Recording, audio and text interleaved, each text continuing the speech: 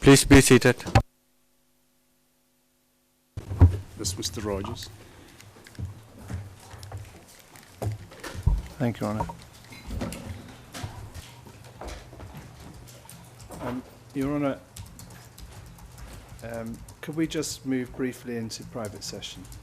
May the Chamber please move into private session. Your Honour, we're in open session. Thank you so much. Yes, Mr. Roy. Your Honours, I was dealing with certain credibility issues relating to the protected witness, and one, as I draw to the end of this part of my submissions, relates to Şevket Kabashi, where it is suggested by some of the defence, and we say implausibly and without any foundation, and without any suggestion to either the protected witness or Şevket Kabashi, that they too had somehow colluded. And we submit that that is a suggestion that should be rejected out of hand. Whereas in our submission, whenever the defence see consistency, they see collusion. And Your Honours may, however, see honesty, reliability, and plausibility. Whereas may I turn to just deal with an issue relating to unadmitted documents and those that have been admitted for a limited purpose. The defence, some of them, refer to evidence that is not admitted as evidence of the truth of its contents in an attempt to impeach the protected witness. And as our submission, these are collateral issues to which the witness's answer is final. Merely putting a document to a witness does nothing more than give the witness an opportunity to comment upon it. It's the witness's answer that is final. The document itself has no evidential value, and no weight can be attached to it unless it is adopted by the witness. Reference is made to the out-of-court statements of Fadil Fazliu and Nazir Fazliu, to documents related to an employment dispute and various UNMIC records, of which were admitted only to allow the Chamber to follow the record, not as evidence of the truth of their contents. These documents have no intrinsic value unless evidence, either they've been adopted by the witness, or evidence has been called to establish the truth of their contents insofar as the witness has not adopted them. No such evidence has been adduced.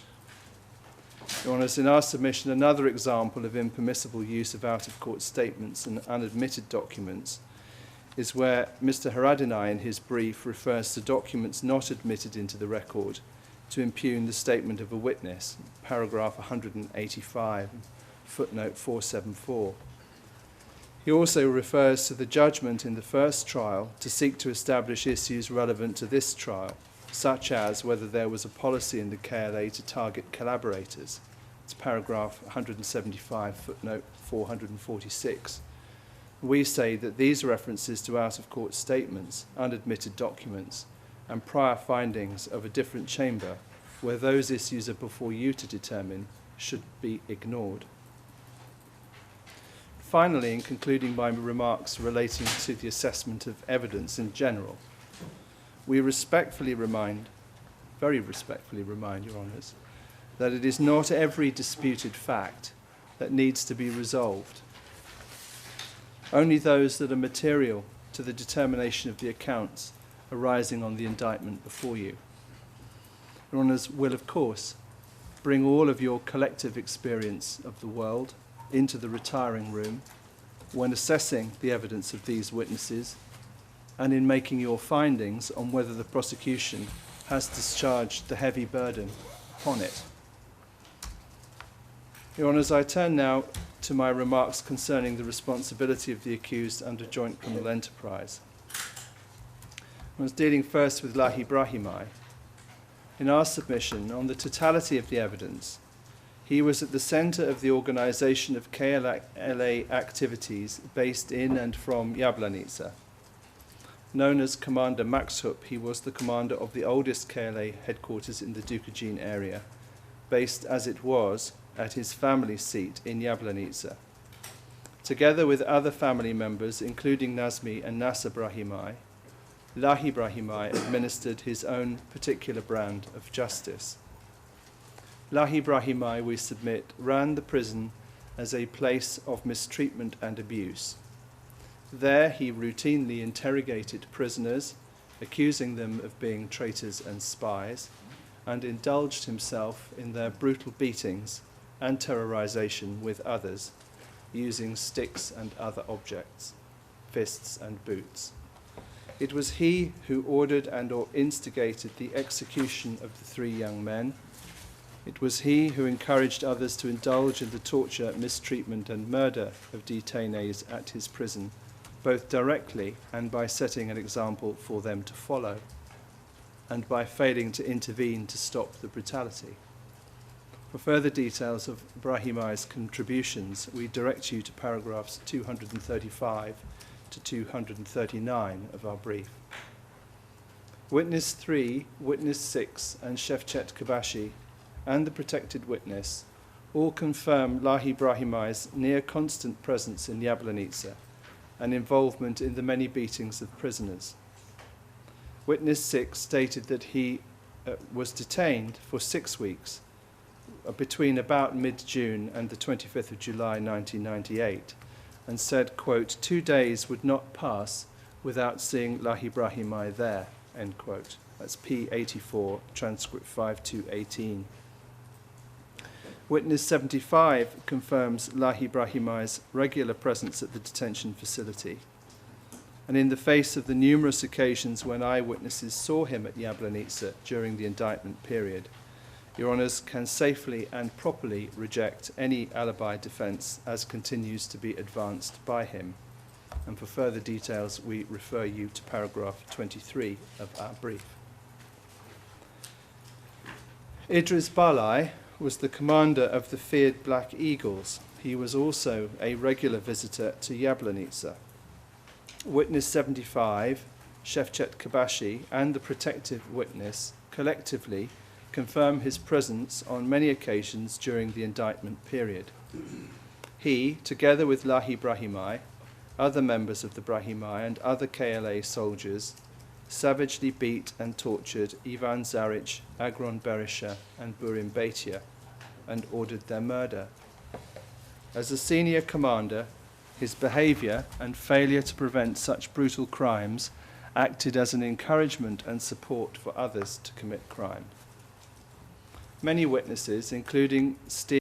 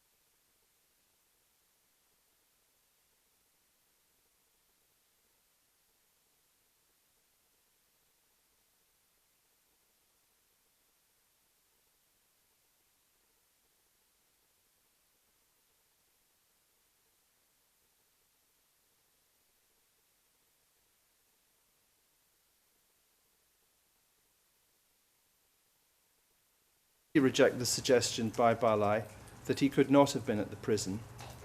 The fact he may also have been engaged in combat operations does not mean he could not have been present on occasions at the Jablanica camp. The evidence of Shevchet Kabashi, the protected witness, and Witness 75 all confirm that Balaj was seen there. Where Ilba Haskai suggests otherwise, he has a clear motive to give Balaj a favourable account, given his close relationship to Balaj. And that relationship is identified at P4, paragraph 29, where he describes the respect he had for Balaj during the war, that he still has a lot of respect for him, that he visited him regularly whenever he had the chance, and kept in touch with him, as he calls me, he said, from The Hague every so often.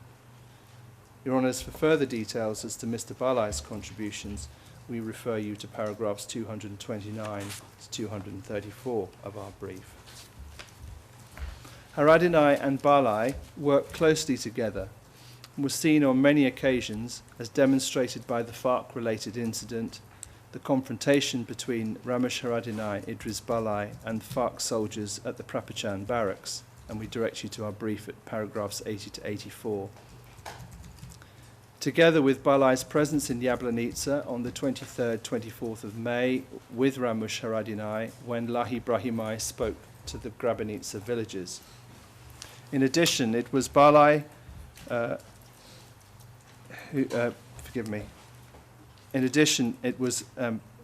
Balaj who transferred to Glodjane before the Black Eagles were formed in April 1998. And indeed, they were together seen by many witnesses throughout the indictment period. May we briefly go into private session? May the chamber please move into private session.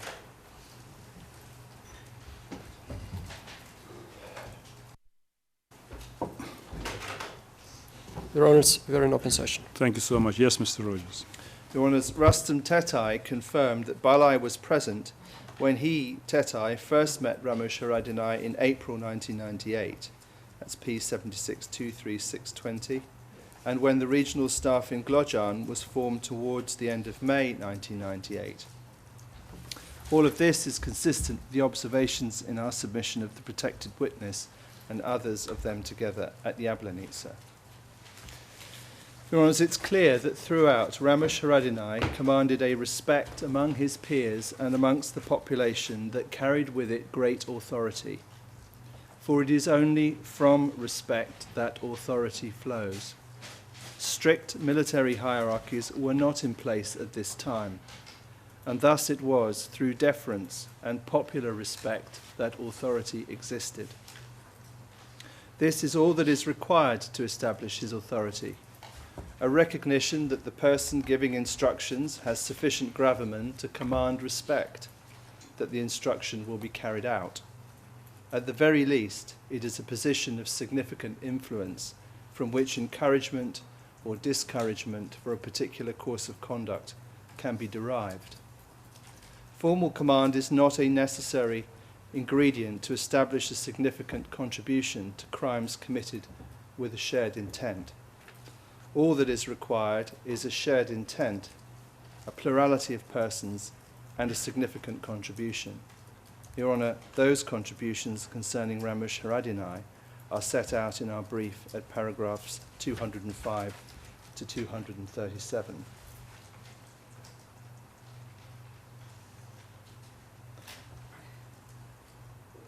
Honours, may we go into private session briefly? May the chamber please move into private session. Your Honours, we are in open session. Thank you, Mr. Registrar. Yes, Mr. Rogers. Your Honours, Ramush Haradinaj, the nephew of Lahi Brahimaj and a key member, along with Lahi Brahimaj, of the fledgling KLA groups in the Dukagjin area, was a highly respected leader based in Gllogjan. This respect had crystallised at the time his family compound was attacked in Gllogjan in March 1998, where after an intense firefight he managed to stand against significant Serbian pressure. Skender Rex Hametaj put it this way in transcript 1097. He said, based on the resistance that he put up with his family, the incident had a lot of echo in the whole country, and Ramush, as a result of that, was widely respected for this resistance that he put up in protecting his family and his village. And with the passage of time, in fact, he became famous. Everyone, most of the people knew him and had a lot of respect for him because, as I said, he put up that resistance and protected his family and his village. He went on, so, on the basis of what I just said, people respected him, and if you are respected, you enjoy authority. I don't mean here legal authority, but the authority of a person who was successful in protecting his family and his village and his people. This is my line of thinking, end quote. His reputation throughout the area was well established by April-May 1998. Witness 76 described him as the Lord of Dukagjin. Others described the awe with which he was held in such glowing terms as Ramush on earth, God in heaven. The esteem with which he was held was clear for all to see. The military-trained commanders of the subzones that formed in May 1998 elected Ramush Haradinaj as their leader, while they were also willing to adopt Mr. Emerson's prompting that the structures were horizontal and more of a blueprint. The reality is that these seasoned officers determined that Haradinaj should lead, a man with considerably less military training and experience than they had. In our submission, this reflects the deep respect shown by both the civilian population and the military leadership towards Ramush Haradinaj. Your Honours, in our submission, Ramush Haradinaj shared the intent with Lahi Brahimaj and Idriz Balaj to cruelly treat, torture and murder those opposed to the KLA. The three accused worked together with other local commanders to free Kosovo of what the KLA called the occupier. Inevitably, that involved eliminating opponents and those supporting them with the ultimate aim of securing territory and the control of territory of Kosovo. In this area, this included the area identified in the indictment as the Dukagjin zone. These aims were to be implemented, the prosecution says, at least in part through crime. That Ramush Haradinaj intended the use of criminal means to achieve these aims is clear from his support and encouragement of the actions of his relatives and others in Jablanica from the start, and furthered by his own actions when consolidating command of the entire area in June 1998. One of his first actions towards the end of June 1998 was to continue the strategy by issuing regulations containing instructions to the military police, the only so-called law enforcement arm of the KLA, an organisation acting outside of any recognisable legal structure. An organisation Ramush Haradinaj ordered was to be manned by those of pure national commitment. Your Honours will see the full details in P349 and P190. It was those purists who were instructed to take measures against all those working under the Kosovo against the Kosovo Liberation Army and investigate and uncover with persuasive facts all those persons who collaborate in any way with the enemy. That's a quote. Your Honours will recall that the MP was in existence before those orders were issued in June, and we direct you to paragraphs 62 to 68 of our brief. In our submission, it is clear that Ramush Haradinaj continued the use of the MP to root out opposition, and that this was part of an already established aim. Rustam Tatay explained at P77, paragraph 29, that Faton Mehmetai, who worked closely with Ramush Haradinaj during the indictment period, and in May and June 1998, was based in the Gllogjan headquarters. He had circulated lists, blacklists, among the village guards. In May 1998, Tetay had been arrested and interrogated by Mehmetai and Pieter Shala after his inclusion on such a list. Shala had been appointed to the MP by Lahi Brahimaj from the Jablanica headquarters. This is another example of the close cooperation between the KLA based in Glodjane and Jablanica to pursue and target suspected collaborators, using Mehmetai as part of the Gllogjan regional staff under Ramush Haradinaj and Pieter Shala from Jablanica under Brahimaj. The clear aim to eliminate opposition was shared by Ramush Haradinaj, Lahi Brahimaj and Idriz Balaj throughout the indictment period. Haradinaj's instructions to the police continuing the targeting of suspected opponents, as did Ramush Haradinaj's instructions issued on the 24th of June 1998 to KLA commanders and population to, quote, prevent any activities that go to the detriment of our war, end quote, under pain of imprisonment for opposition to the order. It's P196. The fact blacklists were operating before the formal unification of Ramush Haradinaj's command over both Gllogjan and Jablanica headquarters, and that shared resources across the two commands were used to target opponents, shows the unified ideal between the three accused and their shared intent. The activities which continued at Jablanica throughout July 1998, and attested to by witness 3, 6 and the protected witness, amongst others, show what fate awaited those considered to be working against the KLA. Ramush Haradinaj was a regular visitor to Jablanica throughout the indictment period. Indeed, from at least the 23rd of June 1998, Haradinaj had both de facto and de jure command of the Jablanica facility. Lahi Brahimaj formally became his deputy. The evidence from the protected witness confirms that Haradinaj, even before his formal appointment in June as overall commander, was in attendance at Jablanica. Due to the smallness of this place, it would have been impossible not to know what was going on there. And throughout the indictment period, there were many persons detained and mistreated. We know from the evidence of the protected witness that Ramush Haradinaj was present in Jablanica on or about the 23rd or 24th of May after the attack on Grabanica, and when 20 or 30 Grabanica villages were also present. At this time, Lahi Brahimaj, that's during that meeting, Lahi Brahimaj was threatening those villages that they needed to fight or that there would be nowhere for them in Kosovo. And Your Honours, on this occasion, according to the protected witness, Ramush Haradinaj was introduced to the assembled villagers by name as Ramush Haradinaj, and that he was the commander of the Dukagjin area. Balaj was also there with Haradinaj. Your Honours, in our submission, the only reason he was there and was introduced to villagers from a village north of Jablanica and further geographically away from Gllogjan must have been to show the unity of the KLA, to display Haradinaj's important position of command and authority in the area, and to demonstrate visible support for his uncle and fellow KLA fighter, Lahi Brahimaj.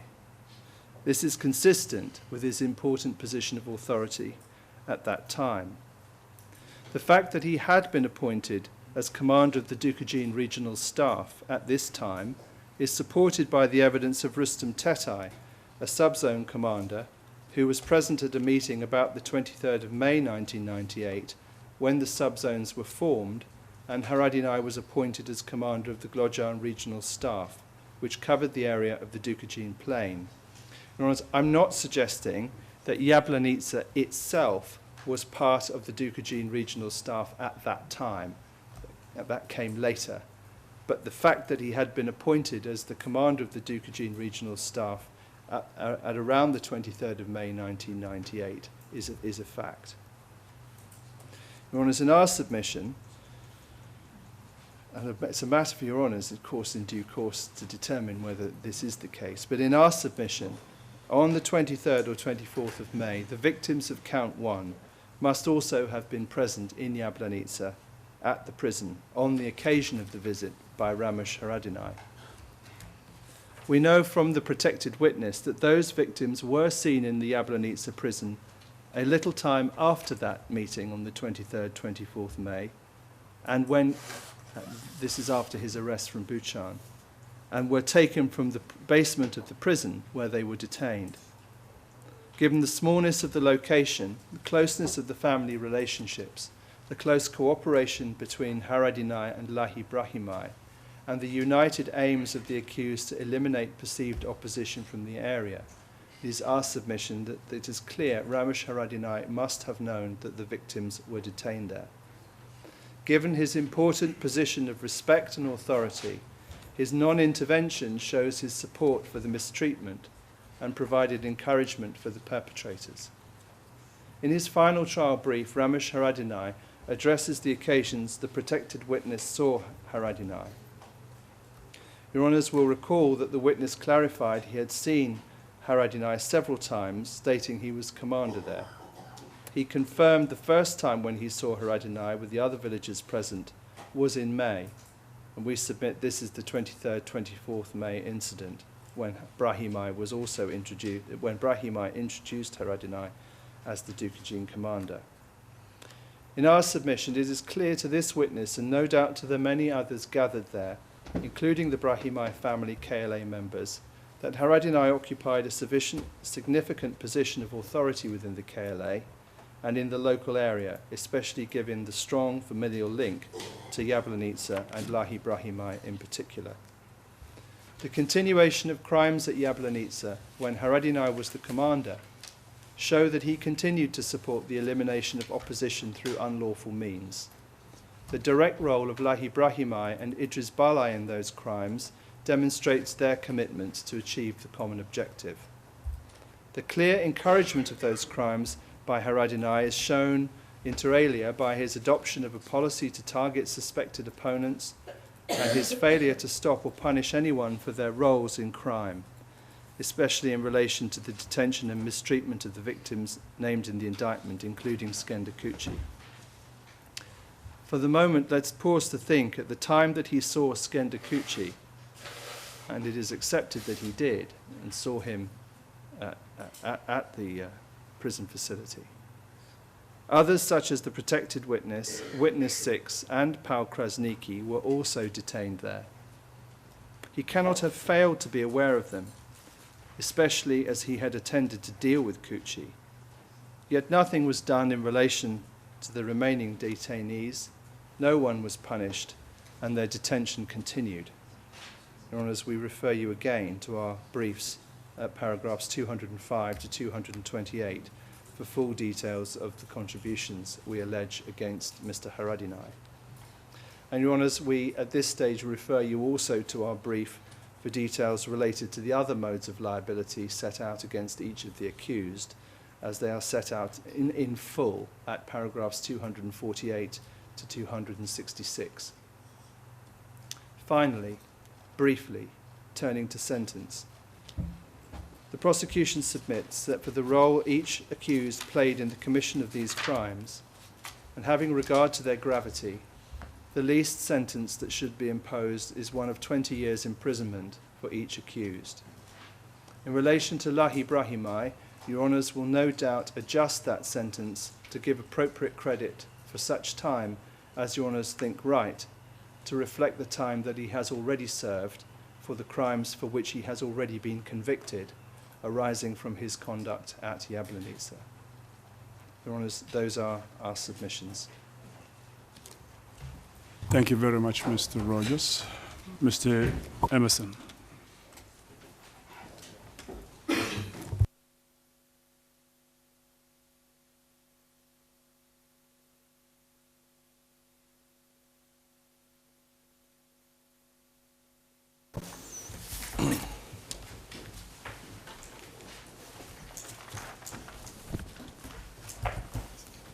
Well, Ronald, this is the first time that this tribunal or any other international criminal tribunal has held a full retrial on the totality of evidence that the prosecution wished to call after an accused person had been finally acquitted on evidence called at an original trial.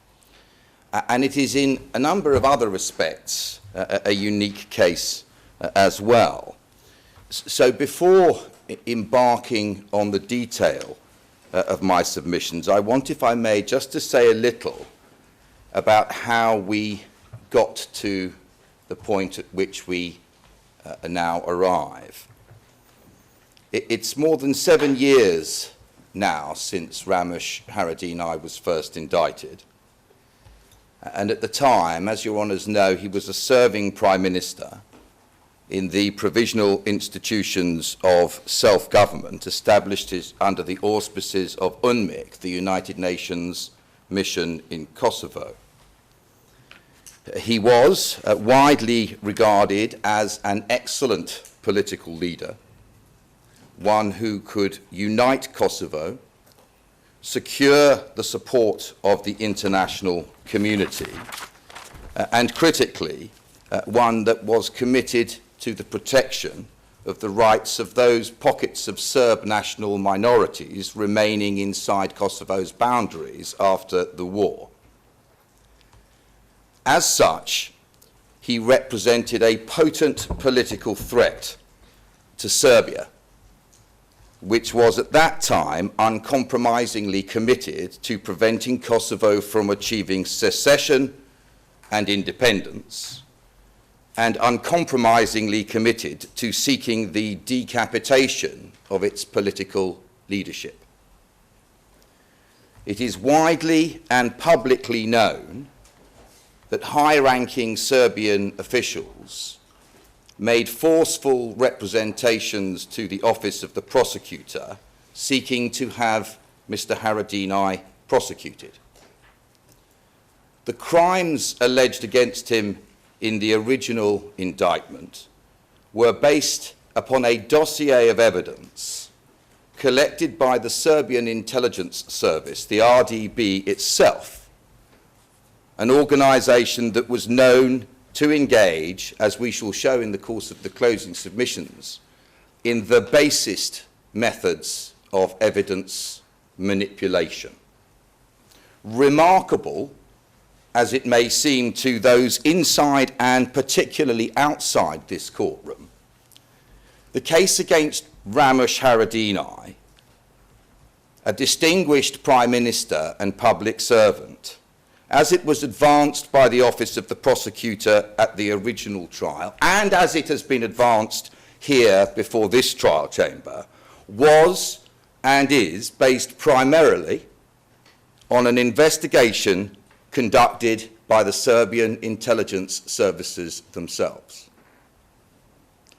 It is now a matter of public record that lawyers appointed to advise Madame Del Ponte told her from the outset that there was no sustainable case against Mr. Haradinaj and advised her not to indict him. She has said so herself in her published memoirs. She had to change her legal team more than once before she could find a team that was prepared to prosecute him. But in the end, she did. She came up with a team that was prepared to put up for examination the case that was said to exist against Ramush Haradinaj. But when the case came up for examination in the first trial, it predictably fell to pieces. I say predictably because it had in fact been predicted by the two teams of lawyers that she originally instructed to consider the case against him. Now, Your Honours may come to the conclusion, having heard the evidence in this case and taking account of those passages of the evidence from the previous trial that have been admitted, that some of the crimes alleged on this indictment at least were indeed committed. You may conclude that some of the crimes were committed at Jablanica. But the issue as far as Ramush Haradinaj is concerned, and the only issue, is whether he participated, authorised or condoned those crimes, or was party to a joint criminal enterprise that they be committed. There is no suggestion, nor could there be on the evidence, that Ramush Haradinaj ever had day-to-day operational control over Jablanica. There is no suggestion, nor could there be on the evidence, that Ramush Haradinaj ever committed any unlawful act at Jablanica. There is no suggestion, nor could there be on the evidence, that he was even ever present at Jablanica whilst any of the crimes alleged on this indictment or any other crimes took place.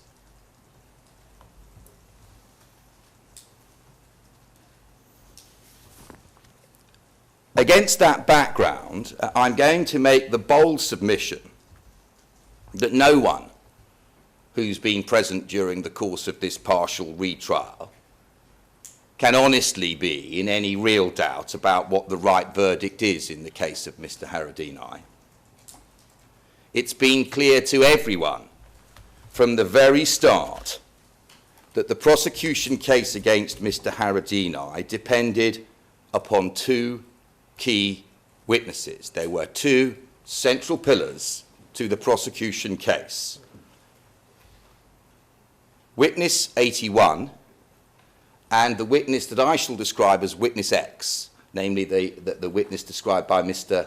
Rogers as the protected witness. But since both were in fact protected, the two core witnesses right at the heart of the prosecution's case were Witness 81 and Witness X. Mr. Rogers himself repeatedly described them as crucial witnesses, the crucial witnesses in the case against Ramush Haradinaj. From the very beginning, they were critical. Without them, the case could not succeed. Both of them, of course, have the benefit of protective measures, so both were free to give evidence without fear. And both of them were relied upon by the prosecution fulsomely and unequivocally from the outset in support of an allegation specified by the prosecution as central to its case that Mr. Haradini was both present at and directly participating in the dreadful crimes that form the basis of count 1 on the indictment, the disfigurement and murder of 3 teenage boys, critical to the prosecution's case. Your Honours will recall that when I opened the case to you, I predicted that there was simply no way that this evidence would stand up. No way, because in the end, the man who sits behind me in this room is an honourable man, and an honourable man would not stand there and do nothing whilst crimes of that disgusting nature were carried out before him. So I suggested to you that there was no way the evidence would stand up, and so it proved to be. Witness 81 came willingly to The Hague. Indeed, it looks very much as though he was pushed here by the Serbian authorities with great enthusiasm. Yet another product of a prosecution decision to rely on the Serbian intelligence service to prosecute proceedings against a prime minister democratically elected in an emerging independent Kosovo. His evidence, when it came, was so appallingly dishonest, so demonstrably fabricated in every detail, that he spent 5 days twisting and turning like a snake on a stick. It was a painfully compelling performance for all those who saw it both inside and outside the courtroom. It was gripping to watch. A witness so dripping with lies, so slippery with the slime of dishonesty that one felt the need to wash one's hands during a break in his evidence. It makes the blood run cold to think that a witness who is willing to lie so easily, so repeatedly, and with such elaborate detail could be relied upon by a responsible prosecutor as the cornerstone of its case. No surprise then that Mr. Rogers took in the end the position that he did today. This then was the prosecution's first star witness against Mr. Haradini, half the case against him. And before I start, said Mr. Rogers, I want to make it clear, as though it were simply one of a pack of 52 cards, that I don't intend to rely on the evidence of Witness 81. I invite the Chamber to ignore the evidence as unreliable and treat it as though it wasn't part of the record. But it was part of the record, Mr. Rogers, because you chose to call it you chose to call a witness to base this prosecution on and hold a man in custody for, whose evidence was so obviously false that you've been driven to abandon any reliance at all upon him, despite the enormity and the gravity of the claims that he made. Your Honours, it's entirely inappropriate to make such personal and direct remarks to counsel in the course of closing submissions or at all, and I would ask Mr. Emerson to stop it. I'm sure Mr. Rogers would prefer it wasn't put in the way that it was, but he needs to take responsibility for a prosecutorial decision to rely on a witness whom anyone could have seen, having proved him, as Mr. Rogers personally did, was wholly unreliable. How long did it take Your Honours to realise that this witness was entirely unfamiliar with the basic precepts of the truth? And yet Mr. Rogers had spent days with him, and he made the decision to put him up as the, in his own words, crucial witness upon whom his case relied. So I'm sorry if he finds it difficult to hear those words, but it is his responsibility, and I do publicly and openly condemn him for it. It is not simply possible at the end of a case, casually in that way, to say, having based a case in the way that he did on the truthfulness of a witness he'd spent time with, to say, well, I'm so sorry, this is a witness that we are simply going to cast aside and get on with the rest of the evidence in the case. Of course, Your Honours need to look at the rest of the evidence. So let's do that for a moment. Witness X, the second star witness that Mr. Rogers intended to call to give evidence that Mr. Haradini stood by and ordered the dreadful crimes in count 1. He did initially not want to come to The Hague to give evidence in this trial, as he had not wanted to come to The Hague to give evidence. Your Honours, could we go into private session? I'm sorry to interrupt. May the Chamber please move into private session? Correct. Your Honours, we are in open session. Thank you. Thank you so much, Mr. Registrar. Yes, Mr. Emerson? Moving then to the second star witness that Mr. Rogers identified as crucial to his case and as essential to the core allegation that Mr. Haradini was present at and participated in the crimes alleged under count 1. As Your Honours know, the witness we are calling Witness X did not want to come to The Hague to give evidence. And so after making various attempts to secure his evidence, the trial chamber and all of the lawyers in the case travelled to a remote location in order to hear his testimony. After some hesitation, he gave his account. He described the crimes that were the subject of count 1 and count 6 on the indictment in some detail. And he said that Ramush Haradinaj had nothing to do with either of them.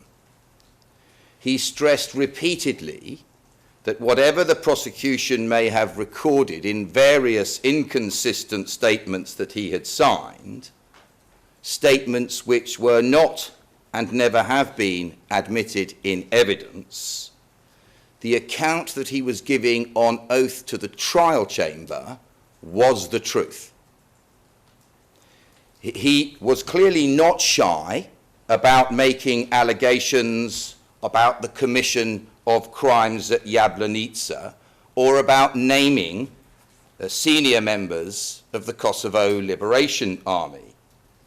He made serious allegations on oath against Mr. Balaj, Mr. Brahimi, and others whom he named. It is not for me to answer or comment upon those allegations, that is for others. But as far as Mr. Haradini was concerned, his testimony was clear and consistent, and Mr. Rogers is driven to, and does, accept it.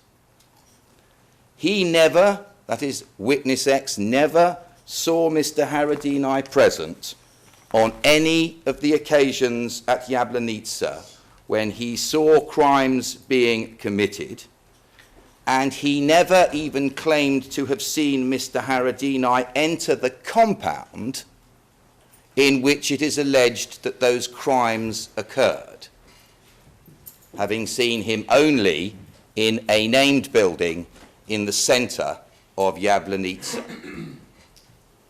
He once caught a glimpse on around the 23rd, 24th of May of Mr. Haradini, he said, at the KHQ in Jablanica. But according to his evidence, if we fix that at around the end of May, it is clear that he was, and he told your honours, he had no direct contact with Mr. Haradini. Mr. Haradini was so surrounded by people that he could barely see him, that he had no knowledge of what Mr. Haradini was doing there, but not that he was introduced as the commander, as Mr. Rogers suggested, for he wasn't the commander, Jablanica, on any view. And indeed, Jablanica wasn't incorporated into a joint command, but rather that Lahi Brahimi told witness X that the man in the centre of a crowd was Ramush Haradinaj, and that is it in relation to the first occasion. As to the second occasion, he says he once saw Mr. Haradinaj remonstrating with Lahi Brahimi about the ill treatment of Skendakuchi. I'll come back to this in more detail later on. But witness X said that he could see, after Mr. Kuchi's injuries had been inflicted, that Mr. Haradinaj arrived, that there was a problem between Mr. Haradinaj and Mr. Brahimi, that he said he saw Mr. Haradinaj was very concerned about what had happened to Skendakuchi, and he said he saw that Mr. Haradinaj was pressing Lahi Brahimi to provide an explanation, saying to him, "Why did you do that to him?" Well, if that's true, and the prosecution advances this witness unqualified in their terms as a witness of reliability and truth, and what's more, in this respect, in that important detail of intervening to remonstrate about the injuries inflicted to Skendakuchi, he is corroborated in detail by entirely independent evidence from another witness, Rustam Tetai, who was also present and whose testimony I'll come to later on. So if it is true, then it's hardly, your honours may think, the response of a commander who was party to a joint criminal enterprise to mistreat and kill detainees at Jablanica. It wouldn't even sustain an allegation of command responsibility, for it would involve an intervention of precisely the kind that a commander in a loosely connected army of this kind would be expected to make. So in fact, the evidence proves quite the reverse of the prosecution's theory. So that then is the evidence, and the only evidence in relation to Mr. Haradinaj, given by the prosecution's second star witness, the two central pillars of their case, insofar as it's relied upon to prove a case against Mr. Haradinaj, have simply fallen away as a result of their formal decision to abandon Witness 81, coupled with the fact that Witness X eventually came and told the truth about Ramush Haradinaj. The prosecution's primary case theory has entirely collapsed. You didn't perhaps pick up a hint of that in Mr. Rogers' closing submission. He didn't apologise or indicate that the entirety of the way he'd put his case had fallen away, but he now wished to fall back on an entirely alternative, speculative joint enterprise case theory based on stitching together a lot of inconsistent evidence from witness X about dates and trying to persuade Your Honours to draw inferences from that. The fact is, prosecution have been driven to abandon the key allegation that was the cornerstone of their case against Mr. Haradini, that he was present at and participating in the dreadful crimes that form the basis of count 1. And as we all know, had he been, that would have provided ample evidence for convicting him on a joint criminal enterprise basis. For anyone who was prepared as a commander to stand by and watch that happening would necessarily be condoning that conduct. But there is not a shred of evidence that that is what happened, and indeed the evidence called by the prosecution proves quite the reverse. So despite Mr. Rogers' attempts to fall back on a nebulous and ill-defined allegation that Mr. Haradini participated in some unspecified way in a joint criminal enterprise to commit crimes when he wasn't even there, and there's no evidence that he knew about them, with the exception of Skendakuchi when he intervenes, Mr. Rogers has, despite that, Mr. Rogers has in effect conceded in his written brief that the evidence is consistent with Mr. Haradini's acquittal.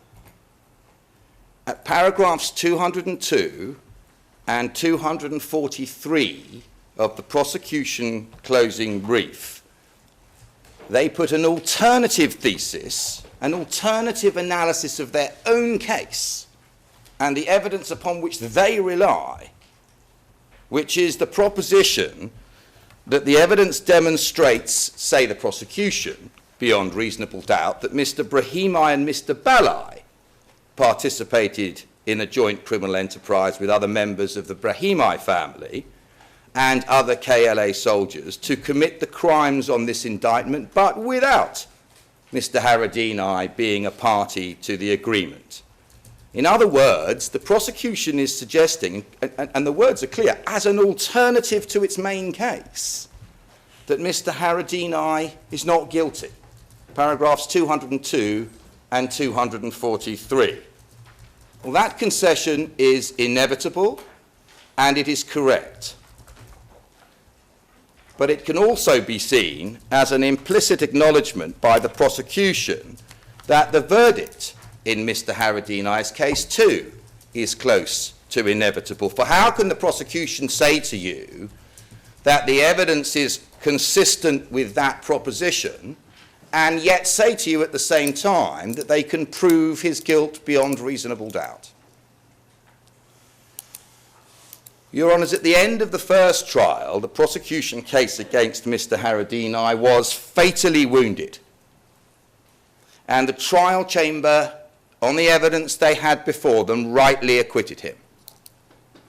At the end of this retrial, though, the prosecution case isn't just fatally wounded, it is finally, thankfully, and to the relief of many in Kosovo, dead in the ditch.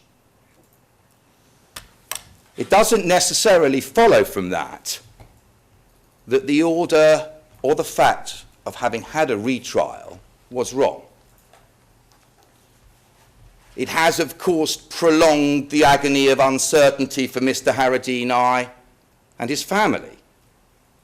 It has, of course, deprived him of his liberty for a very, very long time, and it has deprived Kosovo of its most effective and unifying political leader during a key period of its history, which, of course, is exactly what the Serbian authorities wanted to happen.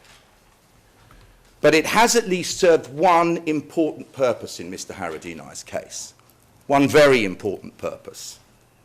At the end of the first trial, there were those, the same people who wanted him on trial in the first place, who were not prepared to accept the verdict. We all know it. It's common currency in the diplomatic community and in the judicial community in international criminal courts.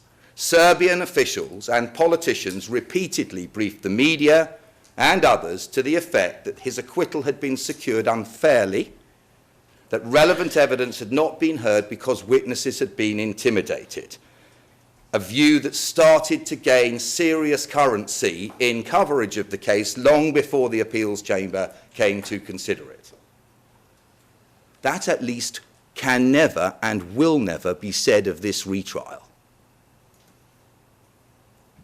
This trial chamber has left no possible stone unturned.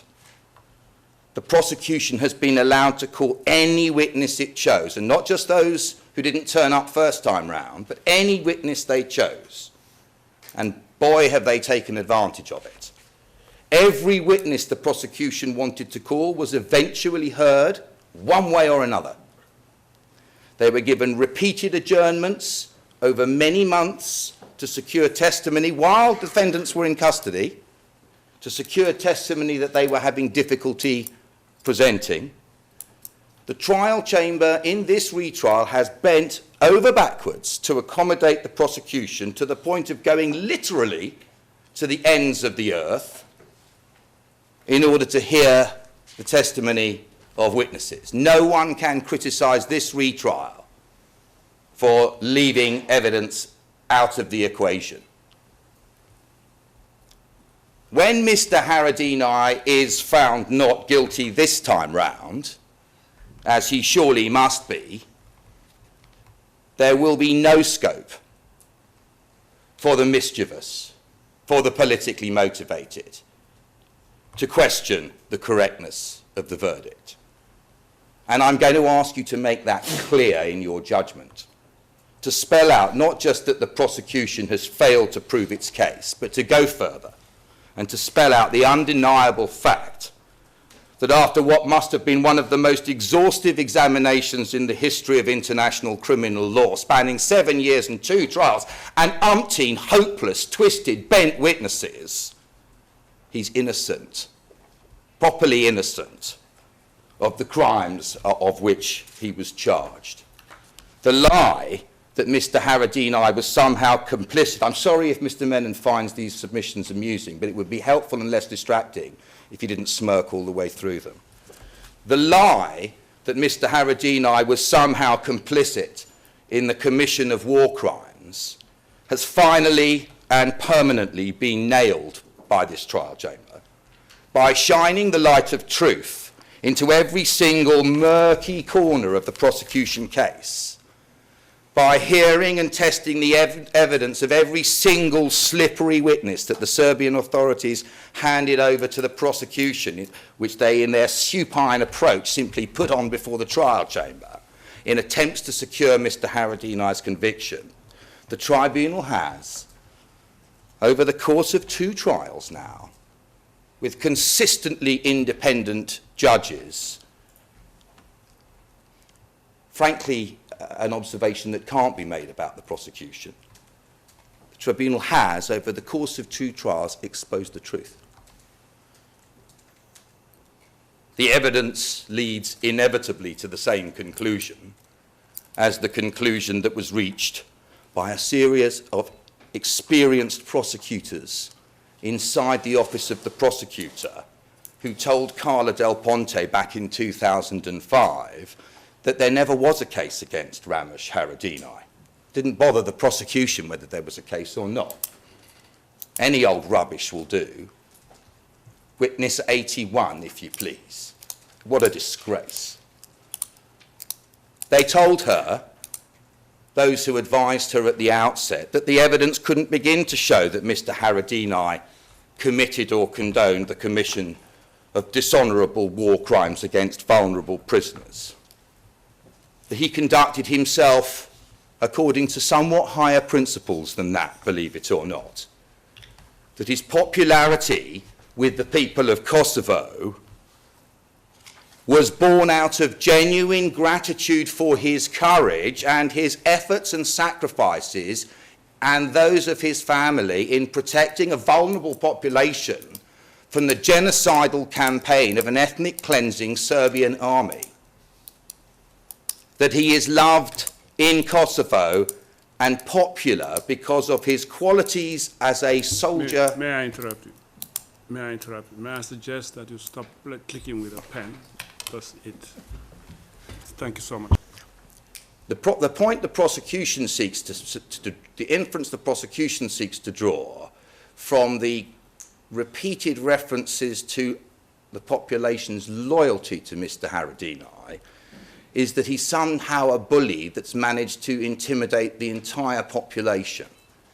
The reality, as I shall seek to show through the testimony, is that he is a loved and popular leader because of his qualities as a soldier and a politician. Well, you do not become a loved and popular leader because of your qualities as a soldier if you are committing war crimes against vulnerable civilians. And people know. They know the difference. Not every war hero is a war criminal. Mr. Haradini was and is an honourable man who fought an honourable war. Your Honours, I see the time. Would that be a convenient moment? Indeed. Yes. We'll take it. Thank you so much. We'll take a break and come back at 5:45, Glogjan. All rise, free full away.